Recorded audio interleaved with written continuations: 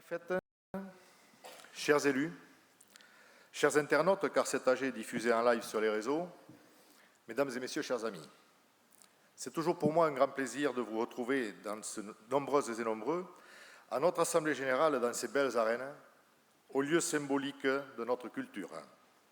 N'est-ce pas, Patrice Larosa? Et cette année, ce n'est pas peu dire, car en effet, la présence du staff national dont notre président, cher Willy, accompagné de son directeur Nicolas Rivet, dont beaucoup d'entre vous ignorent d'ailleurs qu'il est landais à temps partiel. Je ne m'étalerai pas, Nicolas. Donc, vous représentez aujourd'hui pour nous un événement exceptionnel dans la mandature d'un président de fédération, et j'en suis très honoré. Merci à vous. Certains me diront que ce n'est pas le bon moment, mais peu importe, je l'assume. Sachez que je suis très fier de vous avoir à nos côtés aujourd'hui, avec les chasseurs de ce département, forgés dans une culture rurale, tout comme mon conseil d'administration, mes équipes techniques et administratives. Car mon cher Willy, je sais que tu as conscience que la chasse landaise souffre. Et je peux t'assurer qu'elle offre une résistance farouche et déterminée à préserver une richesse culturelle unique, et j'insiste. J'insiste non pas pour nous l'accaparer, mais pour l'ouvrir sur le reste de nos concitoyens.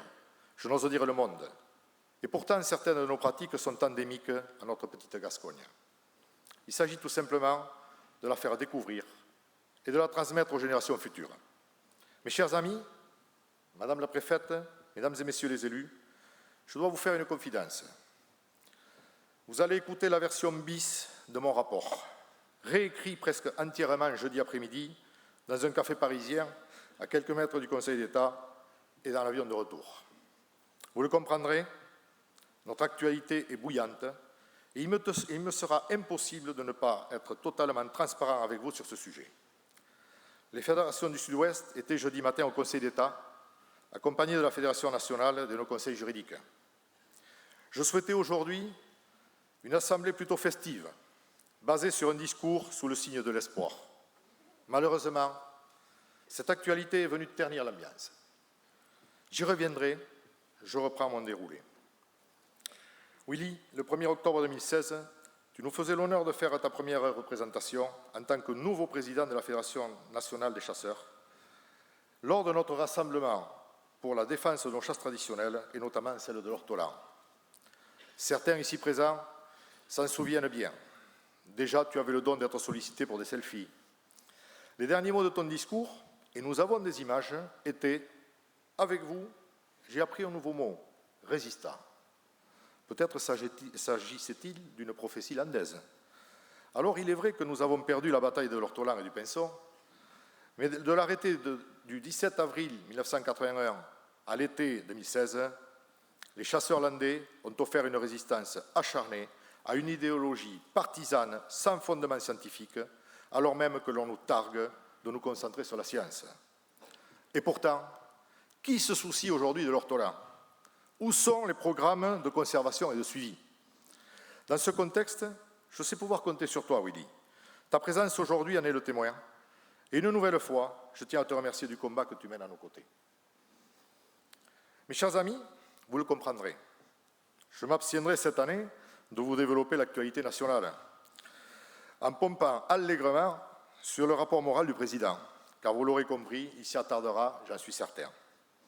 Avant d'aller plus loin dans mon propos, je tiens à saluer le travail de mon conseil d'administration, avec qui, je le reconnais de temps à autre, une certaine rudesse.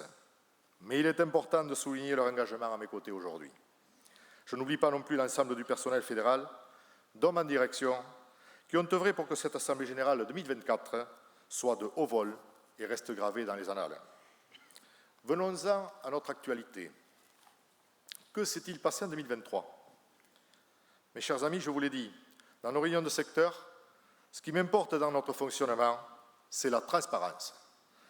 On vous la doit, et il sera toujours plus difficile de travailler avec un esprit de partage de l'information et des savoirs.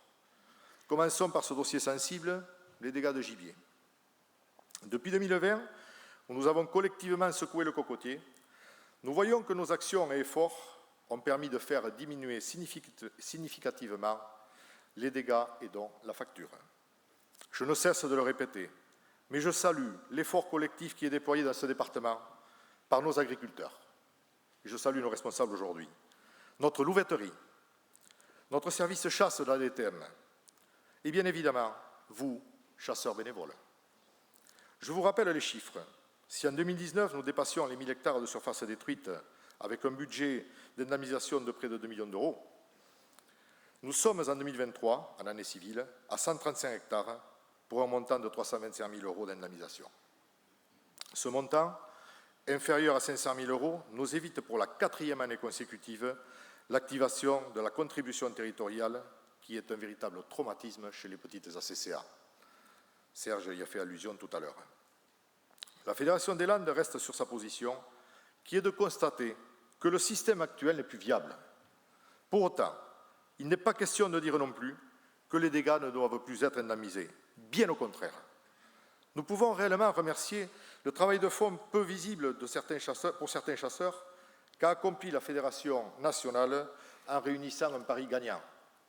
Celui d'aller chercher 60 millions d'euros dans les caisses de Bercy pour aider les fédérations à financer le système. Mais pour combien de temps?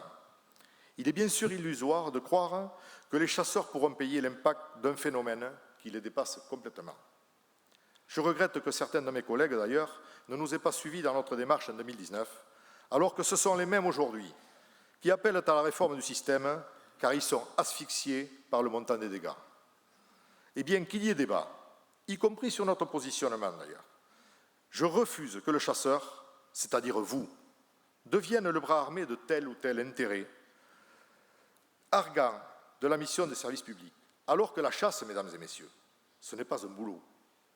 C'est une passion, c'est une culture, c'est un passe-temps, un mode de vie. Mais si elle est reléguée à la simple nécessité, eh bien elle sera vouée à disparaître. Et je crois que c'est un piège assez grossier dans lequel on veut nous enfermer, mais dans lequel il ne faudra surtout pas tomber. Je chasse d'abord, car j'aime chasser, non pas parce que j'y suis contraint. Je l'avais déjà dit l'an dernier d'ailleurs. Sur cette question, il faut impérativement que nous sortions du système actuel au terme du plan de relance. Je sais, Willy, que nous sommes en phase sur ce dossier. Je compte sur toi et tu peux aussi compter sur les chasseurs landais pour t'aider dans ce dossier. Toujours sur la régulation du sanglier. Alors là, je souhaite faire une mise au point concernant notre utilisation de la chevrotine depuis plus de 12 ans maintenant dans les Landes. Il se dirait, dans les commissions départementales de chasse et de faune sauvage, les CDCFS, de certains départements, qu'il y aurait de plus en plus d'incidents dans le département des Landes et que cette munition, et que son taux de prélèvement serait majoré. Alors je vais être très clair. Ainsi, sur la dernière période d'expérimentation, de 2018 à 2022, l'OFB a recensé 14 incidents en chasse collective. Toutes munitions et toutes chasses confondues dans les Landes. Pour ce qui est de la chevrotine, ce sont 6 incidents, j'insiste, quasi exclusivement liés à des non-respects de consignes élémentaires de sécurité qui ont été recensés. Avec une telle expérience et 2 rapports balistiques, dont un pour les graines de substitution au plomb, d'ailleurs on reparlera du financement, Willy, de cette expérimentation, nos conditions d'utilisation n'ont plus rien à prouver, tant sur l'efficacité que sur la sécurité, que ce soit à la chasse ou en action administrative. Et ce n'est pas la louveterie qui va me démentir. Et aujourd'hui, sous prétexte que l'on doit généraliser cette munition, on va nous inventer un angle de 45 degrés, obligatoirement matérialisé. Et paradoxalement, on va aussi autoriser n'importe quelle graine de chevrotine. Vous pouvez tirer du 9 graines liées, j'en passe. Mais pourquoi un tel excès de zèle? Mais on marche sur la tête. Et là, je fais un clin d'œil aux agriculteurs, on va pouvoir les rejoindre bientôt. Ainsi, j'appelle à nos autorités à la raison et au bon sens, car n'oublions pas que la motion adoptée l'an dernier dans ces mêmes arènes, elle pourrait aussi s'appliquer pour d'autres motifs. 2023 est bien sûr marqué par notre combat sur les chasses traditionnelles. Alors là, je vais boire un coup quand même.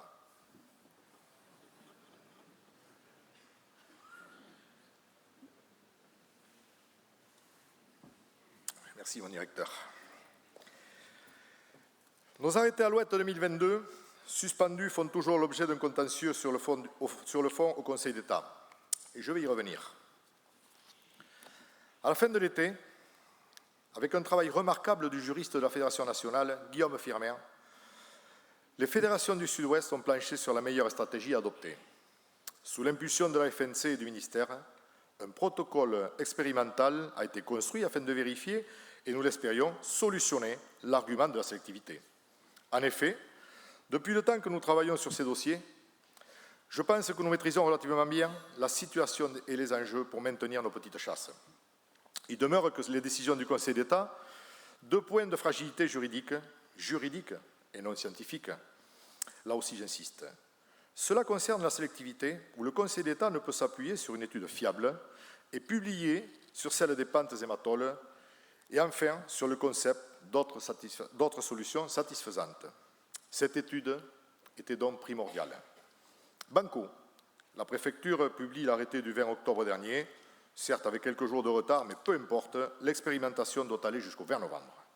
De manière très prévisible, la LPO et Envoice attaquent les 5 arrêtés départementaux, celui des Ardennes pour la tannerie des Vanneaux et les 4 départements du Sud-Ouest pour l'Alouette, concernant le Lot-et-Garonne, la Gironde, les Pyrénées-Atlantiques et les Landes. Le 28 octobre, la sentence tombe au tribunal de Pau. Envoice fanfaronne devant une décision que nous ne comprenons pas. L'arrêté de la Gironde et du Lot-et-Garonne sont immédiatement suspendus alors que les captures avaient à peine démarré. Fallait-il se résigner? Fallait-il se battre? Nous avons choisi la seconde option. L'audience pour les Landes et les Pyrénées-Atlantiques était programmée le 2 novembre au tribunal de Pau. Dans l'urgence, bien ou mal, on n'en sait rien, on fait appel à notre réseau pour faire un petit rassemblement devant le tribunal. Et oui, nous sommes encore là, et motivés. Et merci à ceux d'entre vous, d'ailleurs, qui nous ont soutenus sous une pluie battante aux portes du tribunal. Débrief le midi avec les 2 fédérations et les avocats diligentés par la Fédération nationale des chasseurs. La défense des DDTM était également présente, et je te remercie, Bernard, de nous avoir accompagnés ce jour-là. Nous avons d'excellents avocats. Alors, en fait, on ne devait pas perdre, parce qu'il faut toujours se dire qu'on ne doit pas perdre. Et nous avons d'ailleurs d'excellents avocats qui font le job, mais en face, nous avons aussi des militants totalement roués à l'exercice, déblatérant inepties et contre-vérités, sans que ces dernières soient véritablement contrées. C'est pour cette raison que ce 2 novembre, nous avons demandé au tribunal à ce que nos 2 directeurs puissent intervenir. Au pire, on ne risque rien. Il fallait se jeter dans la bataille, qui était bien plus simplement juridique, plus que simplement juridique. En effet, devant la présidente de séance, les avocats adverses se lâchaient sans retenue. Tant que Régis et Christian notaient les énormités énoncées. Je peux me tromper, bien sûr, mais je reste persuadé que l'intervention structurée et précise sur les techniques de chasse faites par Régis et Christian ont pesé dans la décision du tribunal de Pau. Mes amis, je vous assure qu'il était palpable de voir que nos opposants n'étaient pas habitués à être contredits. La présidente de séance a clairement ressenti ce différentiel de connaissances sur le fond du dossier technique, et il est assez rare de voir nos adversaires être mis dans les cordes. Et ce jour-là, nous étions proches du chaos. Merci à vous 2. Hasard du calendrier. Oui, vous pouvez les applaudir.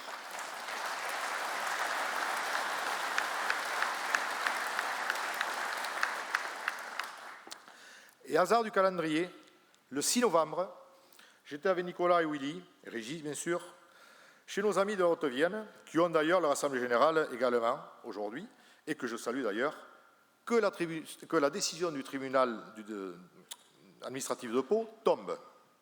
On a gagné, me lance Madame la préfète au téléphone. Je crois que cela restera un grand moment dans mon mandat. J'en profite pour remercier le barman, d'ailleurs, un peu plus festif, le barman de notre hôtel, qui, bien après l'heure légale, a su nous dégoter un peu d'Armagnac. Oui, de l'Armagnac en Haute-Vienne. Ah oui, merci pour la photo. Bon.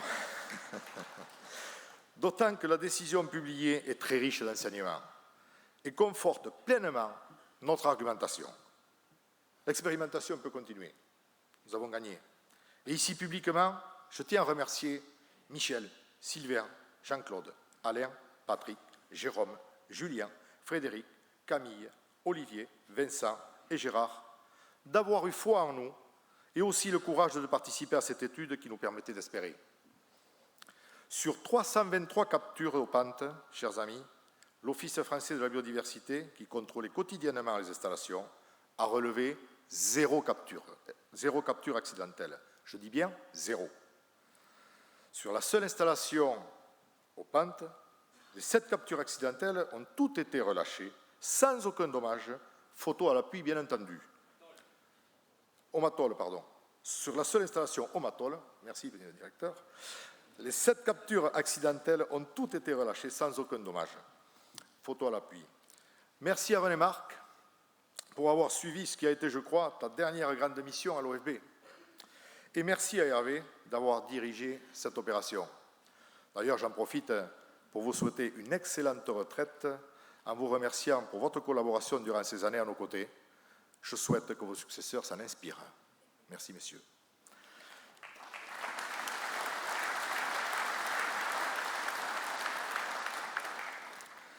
Donc, ce rapport a été transmis par voie préfectorale au ministre.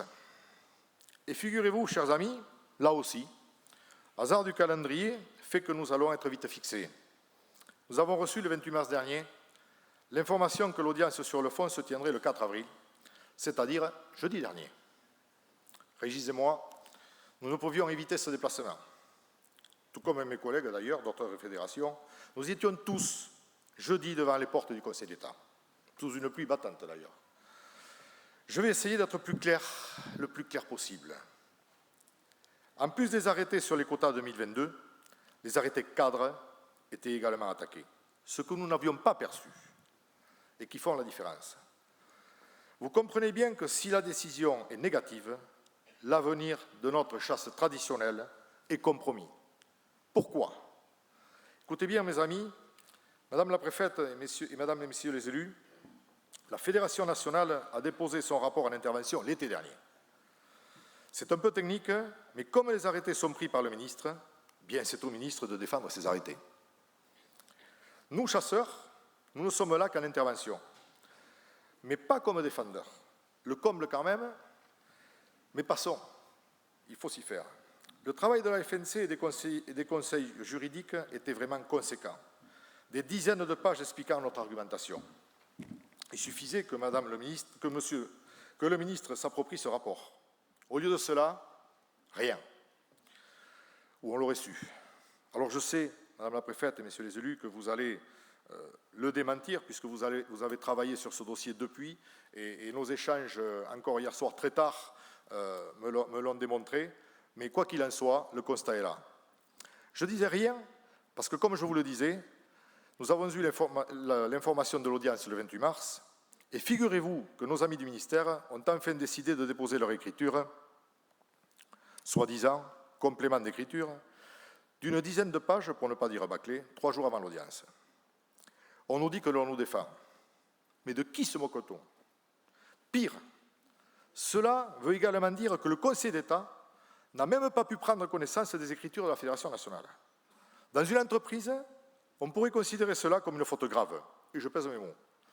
Désormais, notre seul espoir est que le juge retienne la demande de nos avocats afin que ce dossier puisse faire l'objet d'un vrai débat juridique, loin de la farce démocratique à laquelle nous avons assisté. Je vous le dis, la rentrée prochaine risque d'être chaude. Les chasseurs du Sud-Ouest n'accepteront jamais ce mépris. Nous n'accepterons pas le sacrifice de notre patrimoine culturel, de notre mode de vie, qui ne coûte rien aux contribuables. Et tout cela au nom de l'idéologie d'une poignée de bobos écolos à la peau blanchie par la lumière de leur bureau.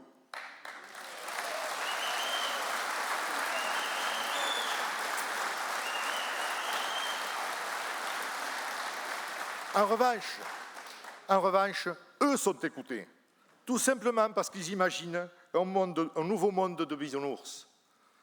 Pour la régulation des édotes, pour l'entretien et la gestion de nos territoires sensibles, pour le rôle de sentinelle et la veille sanitaire dans nos campagnes, et j'en passe, qui va-t-on chercher bénévolement?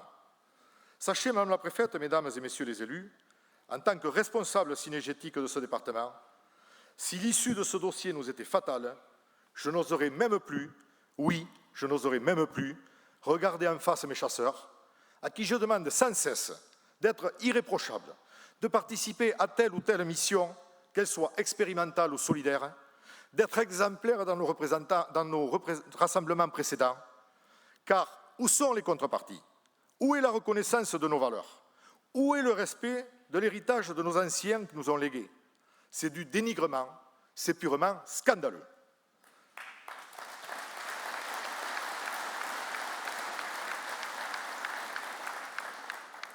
Ainsi, je sais, Madame la Préfète, vous qui êtes venue découvrir cet art de vivre l'automne dernier, et je tiens à vous en remercier très sincèrement, Mesdames et Messieurs les élus également, que vous comprenez mon coup de gueule. Je le sais, vous êtes tous les jours à nos côtés. Mais je regrette pour certains d'entre vous, d'ailleurs, de vous avoir sollicité en dernière minute jeudi après-midi en vous mettant devant le fait accompli. Mais je ne pouvais pas m'empêcher de partager ma frustration et ma colère à la veille de cette Assemblée générale. Mais cette fois, si ce n'est pas trop tard, nous allons devoir pousser la mêlée ensemble. Et je sais compter sur vous. Et bien entendu, je prends nos chasseurs à témoin ici aujourd'hui.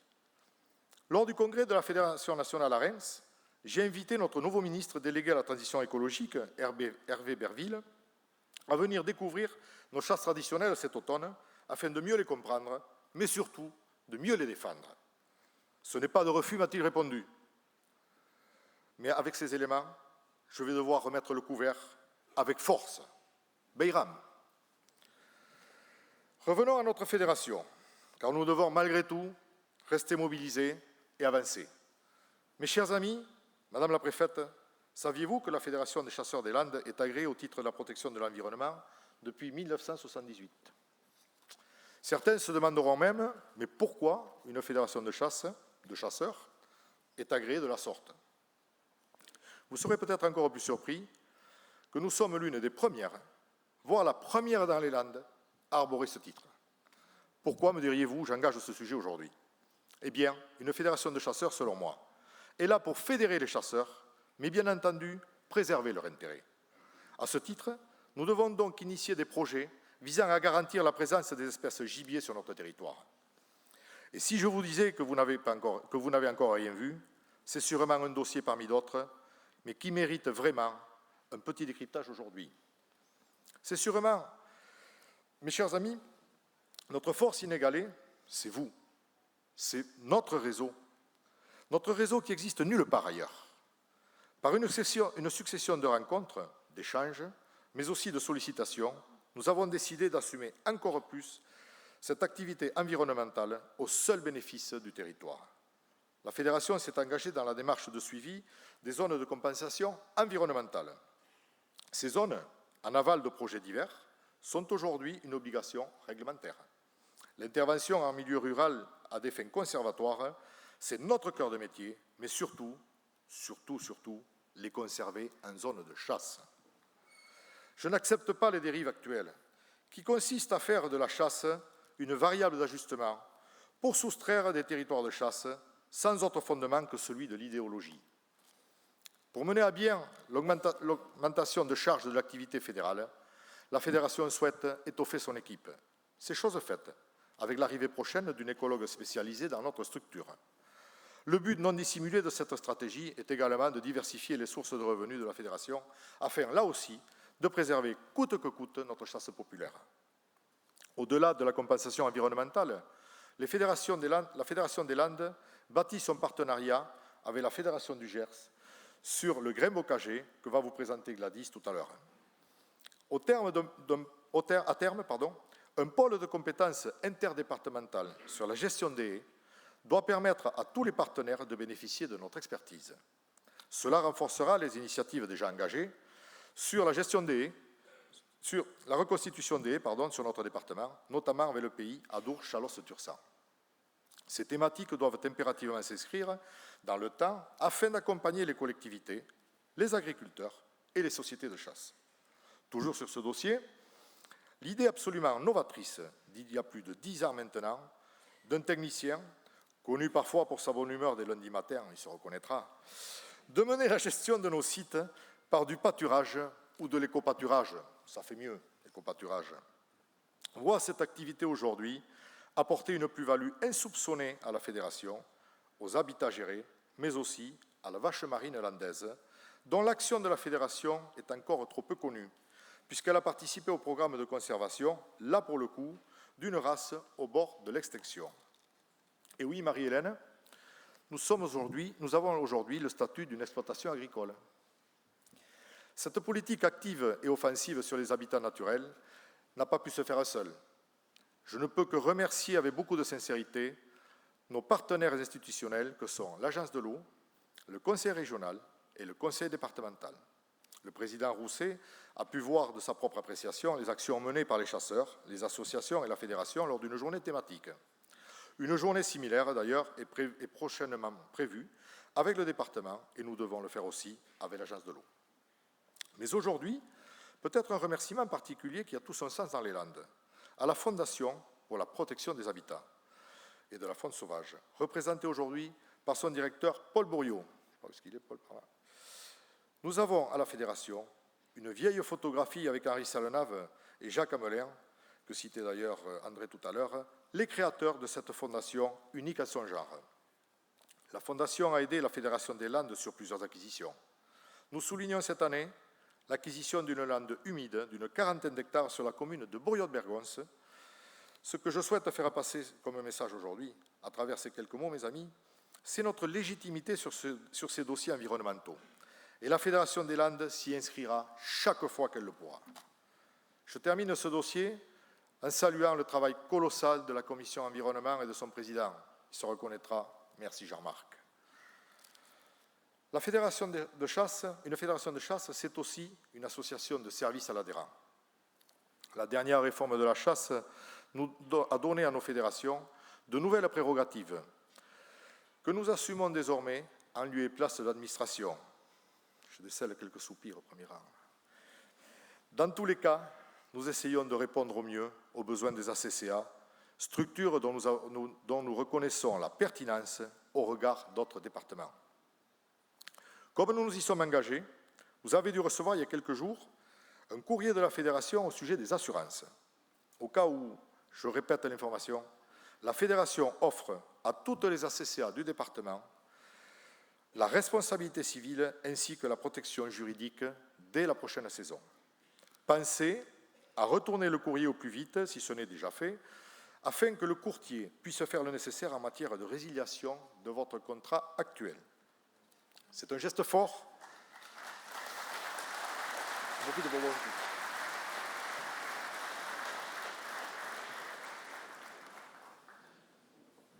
Merci. Du coup, je ne sais plus où j'en suis.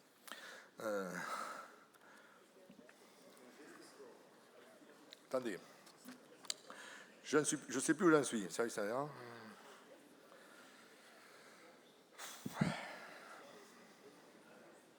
Oui. Je continue, excusez-moi. La négociation concernant un contrat d'assurance chien se poursuit et une proposition vous sera d'ailleurs publiée prochainement. À vous de voir si elle correspond ou non à vos attentes. Je sais que cela reste un véritable sujet pour notre fédération, car la chasse aux chiens courants, l'avenir de la chasse aux chiens courants en dépend. Un point sur la valorisation de la venaison. J'ai toujours affirmé que dès que l'ensemble du département serait couvert en matière de gestion des déchets de venaison, ce qui ne saurait tarder d'ailleurs, votre fédération s'attaquerait à la valorisation de la venaison. La réflexion est engagée entre les différents acteurs et partenaires, mais eu égard à des contraintes sanitaires drastiques, le dossier reste complexe. Ainsi, j'espère pouvoir structurer un réseau départemental de transformateurs et de prestataires afin de pouvoir assurer un débouché pour les ACCA volontaires, mais aussi de partager ce produit noble en circuit court avec les collectivités et autres points de vente. Autre mission de service à nos chasseurs, votre fédération maintient son service gratuit d'aide au SIA depuis 2022. 1052 chasseurs accueillis à Pontons et aussi en décentralisé avec Mathilde, qui nous revient l'été prochain pour le guichet unique. C'est un service que nous donnons avec plaisir et je considère que c'est de notre rôle. En revanche, si les services de la préfecture pouvaient éviter de nous envoyer les tireurs sportifs, fort sympathiques au demeurant, mais on ne peut pas faire le travail de tout le monde. Vous avez un nouveau message. Je crois, Madame la Préfète, que vous avez reçu un message. Un peu plus sérieux. La sécurité. Vous connaissez les efforts qui sont réalisés en la matière et on ne se le répétera jamais assez. Une redite toutefois. La Fédération se portera partie civile de toutes les infractions relatées, qu'elles soient du braconnage ou des accidents avec non-respect des consignes de sécurité. Il en va de notre crédibilité. Et je ne peux pas être plus clair. Le guichet unique, Nicolas. Je vois Nicolas arriver là-bas, tout au fond, car je sais qu'il est assidu sur le sujet. Nous l'avons annoncé en réunion de secteur, la validation du permis par Internet cette année se fera grâce à un nouveau logiciel national et unique de la Fédération nationale. Je ne m'y attarderai pas. Mais si vous ne connaissez pas Amandine, notre comptable en colère, je vous conseille que cela fonctionne aussi bien que Retriever, notre logiciel actuel. Je vous mets en garde. Allez, dernier sujet, et non des moindres. Comment parler de chasse, d'environnement, de culture, de fierté, si nous ne savons pas le dire, le montrer ou l'expliquer? Vous l'avez compris, je veux parler de la communication. Terme aussi vague qu'absolument indispensable, et peut-être au regret même de certains de mes collègues, le sujet reste prioritaire aujourd'hui. Cela fait quelques années que nous essayons des choses, et sûrement même avec une certaine forme de succès, mais une communication stratégique impose d'autres moyens. En septembre 2023, nous avons accueilli Emilia, qui est là-bas sur le côté, non pas à la Fédération des Landes, mais à la Fédération 640. Je vous explique. La Fédération départementale, la Fédération des Pyrénées-Atlantiques, 64, et celle des Landes, 40, ont décidé de mutualiser un poste centralisé sur la communication 640. Au terme de 6 mois de travail, nous réalisons tous les jours un peu plus l'importance de cette mission, l'ampleur de la tâche et la nécessité d'avoir des professionnels à ces postes. Il est encore difficile de mesurer quoi que ce soit, et d'ailleurs nous projetons de réaliser une enquête dans le but d'appréhender votre ressenti vis-à-vis de la Fédération et quels axes vous aimeriez que l'on améliore. Et tout en sachant que notre communication ne sera pas une chaîne de chasse, mais bien un lieu d'information, de valorisation et d'ouverture vers les différentes cibles. Quelques chiffres en 6 mois. Ce sont plus de 200 publications sur les réseaux, 54 vidéos créées, 65 articles publiés, et non pas des centaines, non pas des milliers, mais cumulés, des centaines de milliers de vues sur l'ensemble des communications. Un seul but, être visible, incontournable sur l'espace médiatique, positiver le chasseur et l'acte de chasse, améliorer son image par l'immersion et s'ouvrir vers le monde extérieur. La communication, elle est aussi interne. Je parlais en début de mon intervention de transparence avec vous. En 2023, 17 présidents de la CCA ont assisté à nos conseils d'administration avec 2 ou 3 présidents invités à chaque conseil. Lors de ces réunions denses, il est frappant de voir à quel point l'action de notre fédération n'est en réalité pas assez connue de nos dirigeants associatifs. Ma phrase préférée que j'entends à la fin de chaque conseil, « Mais putain que ça bosse à la Fédé ». Parmi nos actions, nous pouvons en citer juste quelques-unes, dont nous sommes très fiers. La première, le 4 octobre, votre fédération s'est associée avec l'association communale de chasse de la rivière Saint-Savin et l'établissement français du sang pour réaliser une collecte de dons du sang où les chasseurs ont répondu présents. Opération saluée par l'établissement français du don du sang. Merci à Philippe Leger, président de la CCA de Saint-Agnès, pour sa collaboration sur ce dossier. Et en parlant de solidarité, le 26 janvier, votre fédération était aux côtés des agriculteurs au péage de la 65 à Mont-de-Marsan pour une opération barbecue avec des charcuteries de venaison, du bœuf de Chalosse et des pastis landais. Un bon moment d'échange et de soutien en pleine crise agricole. La Haye, cœur de biodiversité, où notre fédération est à l'initiative de 20 km de plantation depuis le début des opérations. Les dernières opérations à Estigard, où des dizaines d'enfants ont mis la main dans la terre, fut une vraie réussite. Je vous propose d'ailleurs de découvrir une vidéo de cette opération qui sera envoyée dans nos prochaines newsletters.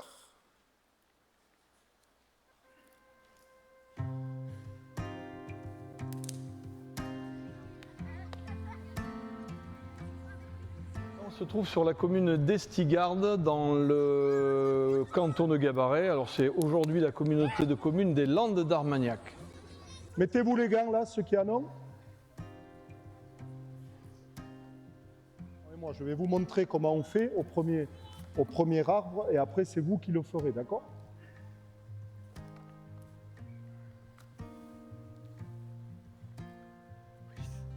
Bien sûr, outre la commune et la CCA, on a associé l'école de Créon d'Armagnac qui se trouve juste à côté, hein, c'est une commune limitrophe. Et donc c'est la 3e fois qu'on fait venir l'école de Créon, 2020, 2022, 2024. Et donc on a planté effectivement cette haie, il y a à peu près 460 mètres linéaires en 2 parties autour donc de ce lotissement communal. Et on a surtout associé des espèces caduques et des espèces persistantes, de manière à avoir une harmonie au niveau de cette haie. Nous sommes venus ici pour planter des arbres. Ça sert au refuge pour les animaux, pour les nourrir, pour donner des fruits. Le chevreuil, il va faire quoi? Il va manger effectivement le bout. Par exemple ici, vous voyez, il va couper la pointe de l'arbuste. Donc c'est pour ça qu'on met les protections. Alors les enfants sont ravis de faire ce genre de choses, de sorties. On essaie de le faire le plus souvent possible, aller dans la nature, découvrir leur territoire pour certains.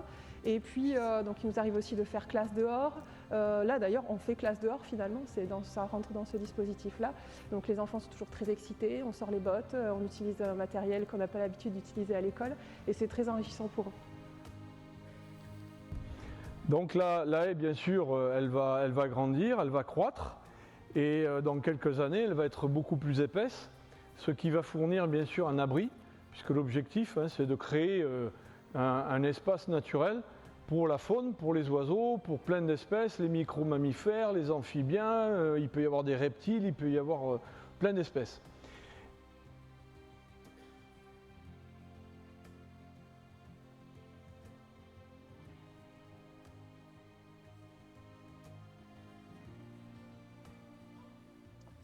Moi, j'ai trouvé ça extraordinaire parce que cette forme pédagogique fait que c'est les consommateurs de demain après-demain. Dans 10 ans, c'est nos consommateurs. Et justement, véhiculer cette image de notoriété fait que peut-être ça va leur faire un déclic. Et même, on doit le faire le déclic. On ne doit pas l'obliger, mais le répéter, le rassasier, pour qu'ils puissent être nos gardiens de ce qu'est notre art de vivre en milieu rural.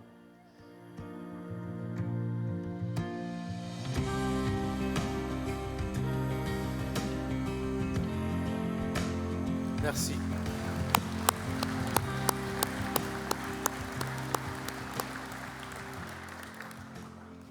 Merci aux acteurs. Une autre opération totalement inédite pour la Fédération de chasse, qui aura coûté 500 €, je donne le montant à l'avance au cas où une équipe féminine de basket a souhaité, arborer les couleurs de la Fédération départementale des chasseurs des Landes sur leur maillot. Alors là, impossible d'arrêter notre responsable de la communication, Stéphane Labrouche, qui a mené avec Emilia jusqu'à la distribution des maillots le 5 mars dernier à Los, en présence de toutes les ACCA du secteur. Bravo les filles, que cela vous porte chance. Enfin, tout récemment, mon cher Willy, l'événement national avec J'aime la nature propre, où c'était la première participation de la Fédération des Landes. Totale réussite, avec une excellente couverture médiatique, presse TV, écrite, et radio sur 9 points de collecte, 250 participants, de nombreux non-chasseurs, et surtout 110 mètres cubes de déchets collectés. Certes, nous sommes encore bien loin des prouesses de certains de mes collègues, mais pour une première, je crois que c'est une belle réussite. Et là, il est vraiment de mon devoir de remercier les 9 ACCA et associations qui se sont portés volontaires dans cette opération que tu as voulu, Willy, nationale. Toute l'équipe de notre fédération, vous l'avez résumé dans notre rapport d'activité annuel, auquel je remercie Michael, qui est la cheville ouvrière tout au long de l'année. Je crois que j'en ai vu un baillet dont je vais m'arrêter, mais j'espère vous faire passer un peu la passion qui m'anime qui anime toute mon équipe à vos côtés tout au long de l'année. Ce rapport moral n'est qu'une infime ébauche de notre activité fédérale, avec des hommes et des femmes qui travaillent dans l'ombre, qui participent, et pourtant grandement, à la pérennité de notre belle chasse landaise. Régis, je vais te demander de venir à mes côtés. Merci pour votre présence ici aujourd'hui, qui me témoigne votre soutien.